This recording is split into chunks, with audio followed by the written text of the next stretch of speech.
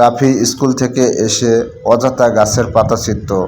তার কাছে এটা মজার খেলা ছিল। দাদু বলল, দাদু ভাই, গাছও আল্লাহর সৃষ্টি, ওরাও কষ্ট পায়। পাতা দিয়ে গাছ খাবার বানায়। রাফি তার দাদুর কথা শুনে অনেক কষ্ট পেল। রাফি তার ভুল বুঝতে পারল, সে লজ্জা পেল। পরের দিন থেকে রাফি গাছের যত্ন নেয়। দাদু খুশি হয়ে দোয়া করল, আল্লাহ খুশি হন। এই গল্প থেকে আমরা শিক্ষা পেলাম যে অযথা গাছের পাতা ছেঁড়া যাবে না।